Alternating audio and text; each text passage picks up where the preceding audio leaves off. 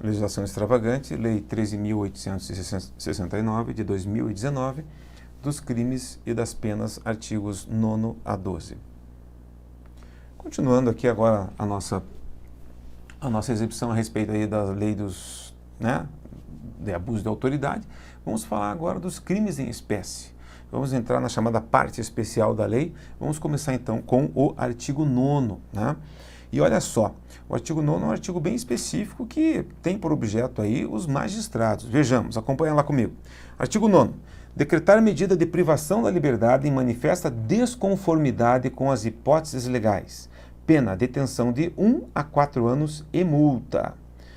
Parágrafo único. Incorre na mesma pena a autoridade judiciária, veja que é bem específico, voltado para a autoridade judiciária, dentro de prazo razoável, deixar de, inciso 1, relaxar a prisão manifestamente ilegal. Inciso 2, substituir a prisão preventiva por medida cautelar diversa ou de conceder, deixar de conceder liberdade provisória quando manifestamente cabível.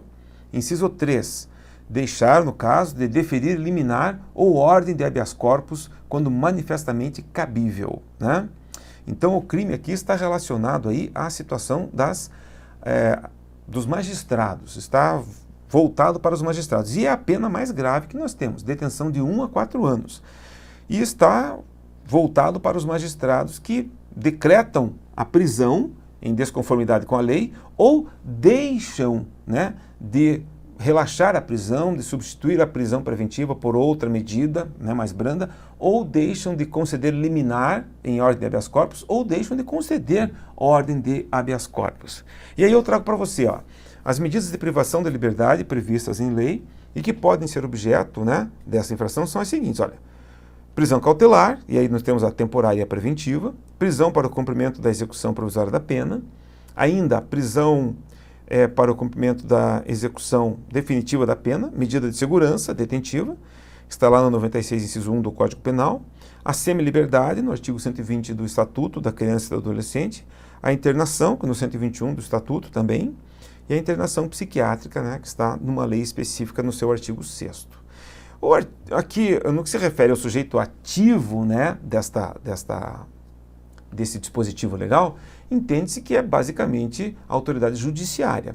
Alguns autores defendem que também pode ser o delegado de polícia ou até a autoridade policial. Porém, a interpretação mais lógica, mais adequada, mais coerente, considerando inclusive o parágrafo que faz menção à autoridade judiciária, é que se realmente o sujeito ativo seja juiz, desembargador ou ministro, ok? Muito bem. Indo adiante, sujeito passivo dessa infração é o Estado, bem como a pessoa que teve a sua liberdade privada, ou teve privada a sua liberdade. Lembrando que não é o simples fato de o juiz não conceder a liberdade provisória, ou não é o fato de o juiz decretar a prisão em desconformidade com a lei, mas é necessário que ele o faça com base em uma daquelas hipóteses que nós vimos que a lei contempla lá no seu artigo 1º.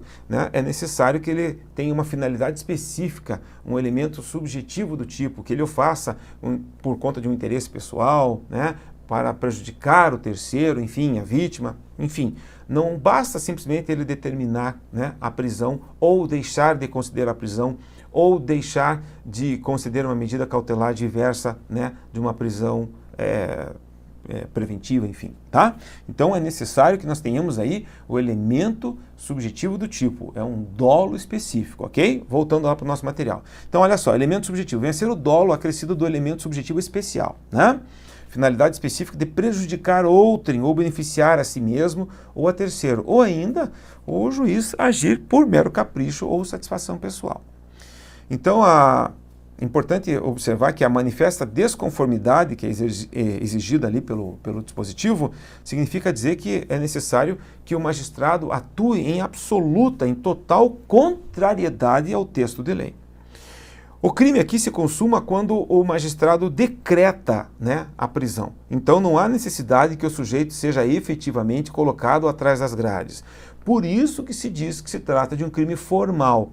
Crimes formais são aqueles em que não há necessidade do chamado resultado naturalístico. O tipo penal descreve o comportamento do agente, né, do autor da infração, e o resultado, mas resultado, não precisa ocorrer. Não há necessidade que o agente seja, por exemplo, colocado atrás das grades para que esse delito se consume, ok? Muito bem. Por isso eu coloco para você aqui uma informação, né, para exemplificar essa situação que eu acabei de mencionar para você. A pena de detenção de 1 a 4 anos e multa, né? É uma infração de médio potencial ofensivo, né? E, em tese, é cabível aí a suspensão condicional do processo e é também, caso o agente seja condenado, ele deverá cumprir a pena inicialmente como, né, como premissa no regime semiaberto.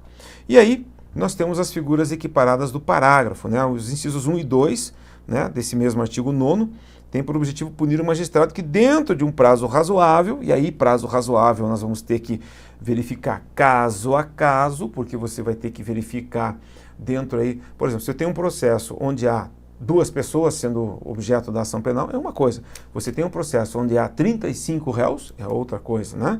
Então, por isso, quando se menciona ali na lei prazo razoável, você vai ter que verificar no caso concreto. É uma situação que dá uma certa maleabilidade para quem irá julgar o caso específico. Mas voltando, os incisos 1 e 2 do parágrafo único desse artigo 9º, né, tem por objetivo principal punir o magistrado que, dentro de prazo razoável, deixa de dar cumprimento adequado ao disposto no parágrafo 1º do artigo 310 do Código de Processo Penal. Porque o artigo 310 do Código Penal determina o seguinte, que o juiz, quando receber o auto de prisão em flagrante, deverá, né? Então, o juiz, quando recebe o auto de prisão em flagrante, deve, 1, relaxar a prisão considerada ilegal, né? Ou, sendo legal a prisão, ele deverá converter em preventiva, se ele entender que o sujeito deve ser mantido preso. Ou ainda, se ele entender que a prisão é, digamos, legal, mas se ele entender que o sujeito pode ser posto em liberdade, ele tem que conceder, então, a liberdade para o agente, seja arbitrando uma fiança ou não. Então, são essas as alternativas que o juiz possui. Ou relaxar a prisão em flagrante, né? Ou determinar aí a conversão da prisão em prisão preventiva, desde que estejam presentes os requisitos do artigo 312 do Código de Processo Penal, ou então conceder a liberdade do agente mediante o arbitramento de fiança ou mesmo sem o arbitramento de fiança. E aí eu trago para você cada uma das hipóteses no seu material, dá uma olhadinha. Relaxar a prisão manifestamente ilegal. Cabe ao magistrado, logo que verificar que a prisão é ilegal, relaxá-la. Logo, se deixar de relaxar a prisão ilegal, o crime estará consumado. 2. Substituir a prisão preventiva por medida cautelar diversa ou se ele deixar de substituir a prisão preventiva por medida cautelar diversa ou deixar de conceder liberdade provisória quando manifestamente cabível, né? Então temos 2 situações. Primeiro, quando o magistrado deixa de substituir a prisão preventiva por medida cautelar diversa. Então, a preventiva é uma medida extremada, né? Uma medida, é a última medida que deve ser adotada. E por isso nós temos um rol, né, de medidas previstas no artigo 319 do Código de Processo Penal, que deve ser analisado pelo juiz. Se qualquer uma das medidas previstas no artigo 319 do Código de Processo Penal for adequada e suficiente para o caso concreto, o juiz deve aplicá-las ao invés de decretar a prisão preventiva, né? Então, se o juiz, mesmo assim, passar por cima desse rol e aplicar a preventiva, ou, né, deixar de substituir a preventiva, né, aí haverá a possibilidade de incidir no delito previsto nesse delito, né, nesse artigo, perdão. Ainda, outra hipótese, deixar o magistrado de conceder liberdade provisória quando manifestamente cabível, né? A liberdade provisória é uma forma, é uma contracautela, né?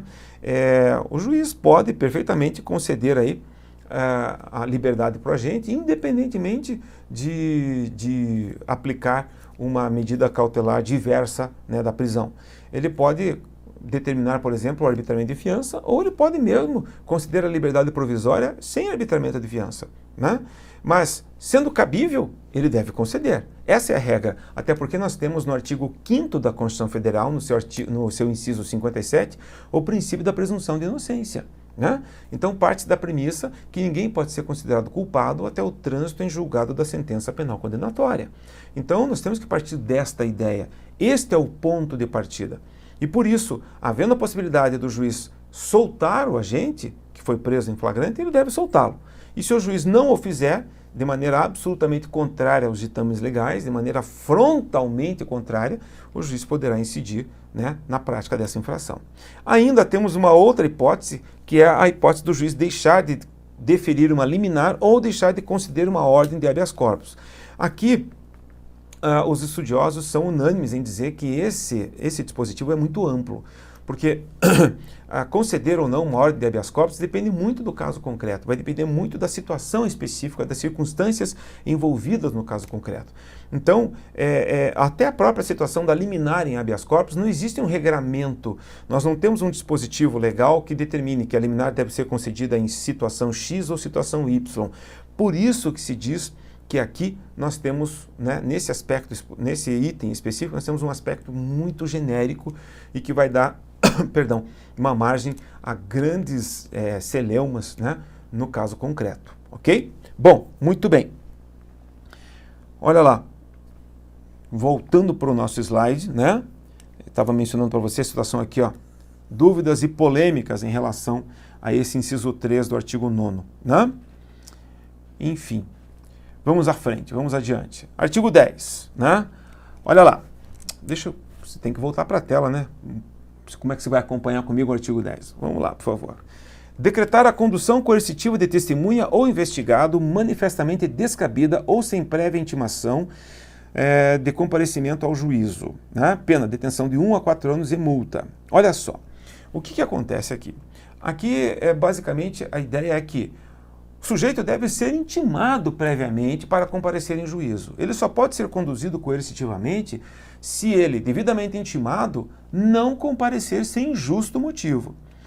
Então, agora, se ele não for intimado previamente, ou intimado previamente não comparecer sem justo motivo, aí sim, né, nós teremos a possibilidade da condução coercitiva. Agora, ele não foi intimado, né, e o juiz ou foi intimado e justificou, né, de maneira clara, ponderada, prudente, e mesmo assim o juiz mandou trazê-lo coercitivamente, então teremos a caracterização dessa infração prevista no artigo 10, cujo apenamento é detenção de 1 a 4 anos. Então, olha só, a condução coercitiva consiste em capturar a testemunha, e veja só, não é somente em relação à pessoa objeto da ação ou da investigação, mas sim a outros tantos atores aí do cenário do processo criminal. Olha só, a condução coercitiva consiste em capturar a testemunha, o perito, o ofendido, o próprio ofendido pode ser objeto de condução coercitiva. O investigado ou o réu e levá-lo, ainda que contra a sua vontade, à presença de uma determinada autoridade para que seja ouvido, identificado ou pratique outros atos de interesse da investigação ou da ação penal. Pode ser decretada por magistrado, membro do Ministério Público, autoridade policial, membros de comissões parlamentares de inquérito. O Supremo Tribunal Federal recentemente decidiu que não é válida a condução coercitiva do investigado ou do réu para interrogatório no âmbito da investigação ou da ação penal. Tá? E aí o CPP, né, no seu artigo 260, ele traz a seguinte informação.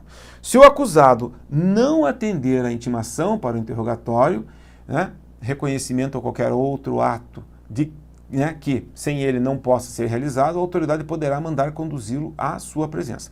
Porém, o STF, olha aqui, declarou que a expressão para interrogatório prevista nesse artigo 260 não foi recepcionada pela Constituição Federal.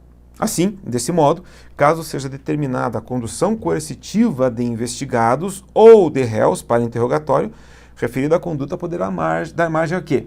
A responsabilidade civil, disciplinar e penal do agente ou da autoridade, ainda a caracterização da ilicitude das provas obtidas e a responsabilidade civil do Estado, conforme decidiu o STF na ADPF 395 do Distrito Federal e ainda na ADPF 444 também do Distrito Federal. Né? E essas ADPFs foram julgadas em 2018. Tá? Então aqui a gente tem a seguinte situação, né? Que esse tipo penal ele contempla duas hipóteses. Esse tipo penal é um pouquinho mais digamos assim, complexo, né? O tipo penal contempla duas hipóteses onde poderá haver o abuso de autoridade. Olha, primeiro, quando a condução coercitiva for manifestamente descabida, ou quando a autoridade judicial, eu já disse isso para você no início da explicação, não der oportunidade para que a testemunha ou o investigado compareça espontaneamente em juízo, né?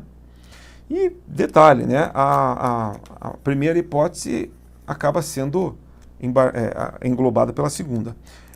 Por quê? Porque é necessário que o sujeito seja intimado, ele tem que ser chamado, ele tem que ser, né, chamado, ele tem que ser comunicado a respeito, né, dessa sua convocação, né? Bem, voltando, sujeito ativo do crime, né, podem cometer infração. Todos aqueles que podem determinar essa convocação, quais sejam magistrados, membros do MP, a própria autoridade policial e ainda os integrantes das comissões parlamentares de inquérito, né? E detalhe, quando se tratar aí de magistrados, né, eles não podem mais decretar condução coercitiva no caso das deflagrações de operações policiais. Por quê? Exatamente por conta dessas situações é que houve aí a situação da análise das ADPFs no STF, as ADPFs 395 e 444. Então, no caso aí de deflagração de operações, os magistrados não podem decretar a condução coercitiva, né, dos investigados. Sujeito passivo, sempre crimes, né, com essa dupla passividade, né, a administração pública, bem como a testemunha ou o investigado, né. Ainda, lembrando que o tipo penal não está abrangendo aqui a condução coercitiva do perito ou do ofendido. Detalhe da intimação prévia que eu havia avisado para você, é necessário que o sujeito seja intimado previamente, né? Não pode ocorrer, se ele não for intimado previamente, a caracterização do delito é plena. O elemento subjetivo é o dolo, lembrando, né, que é necessário o dolo específico, a finalidade específica de prejudicar a vítima, ou ainda o sujeito que determina, né, essa condição coercitiva, ele tem que querer se beneficiar, ou beneficiar a terceiro, ou ainda realizar essa conduta por mero capricho ou uma satisfação pessoal, né? O crime se consuma com a decretação ou com a aprovação da decisão, né, determinando a condução coercitiva. E, portanto, também nós estamos aí frente a um crime formal. Não é necessário que o sujeito seja conduzido coercitivamente. Basta que a determinação, né, ou a decretação se dê para que, claro, dentro desse contexto aí do elemento subjetivo, para que o crime seja reputado devidamente caracterizado. Continuando. Se trata também de crime instantâneo, né, porque a partir do momento que o juiz decreta, o crime está consumado. E mais, é comissivo, porque não se prevê forma omissiva da infração, né?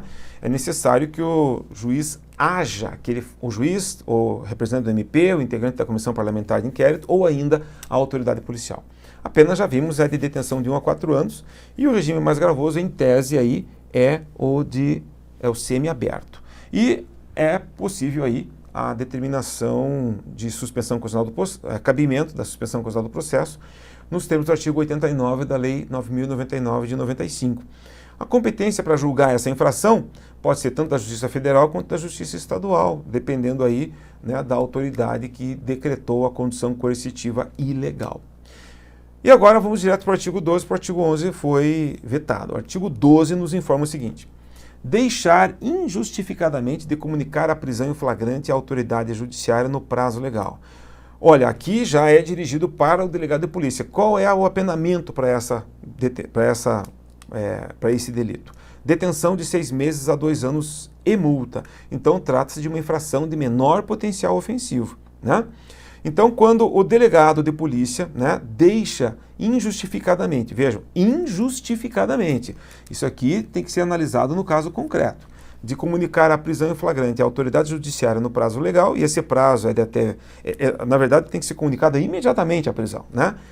Então, aí temos a caracterização dessa infração. Olha lá, sujeito ativo, delegado de polícia é o autor dessa infração, né? E, em regra, ele não goza de foro por prerrogativa de função. E essa infração deverá ser apurada no juizado especial criminal. Elemento normativo, repito a você, o que é um elemento normativo? O elemento normativo do tipo é aquele elemento que necessita, para sua perfeita compreensão, de uma interpretação. Nós temos elementos objetivos, também chamados de descritivos, que são aquelas palavras que integram o tipo penal e que a sua leitura já demanda a sua compreensão. Exemplo, a palavra alguém no tipo que define homicídio, matar alguém. Alguém é uma pessoa. Então a palavra alguém é um elemento objetivo. Qualquer um, ouvindo a palavra alguém, sabe que se refere a um ser humano. Já os elementos normativos são aqueles que demandam, que reclamam, que necessitam de uma interpretação.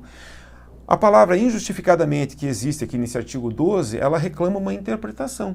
É necessário que o juiz, no caso concreto, verifique, né, o que ocorreu e se há alguma justificativa para que o atraso, né, tenha, ou para que a não comunicação da prisão em flagrante tenha se dado, ok? Continuando lá, elemento subjetivo, é o dolo, né? Não temos crime culposo aqui nesse diploma legal, e é o dolo que consiste na vontade de deixar injustificadamente de comunicar imediatamente a prisão em flagrante à autoridade judiciária no prazo legal. Ou ainda deixar de comunicar imediatamente a execução, né, da prisão, né? E aqui colocamos aqui, acrescente-se que o dolo do agente público, né, acrescente-se ao dolo do agente público o elemento subjetivo do injusto, com a finalidade específica de prejudicar outrem. Opa, deixa eu apagar aqui.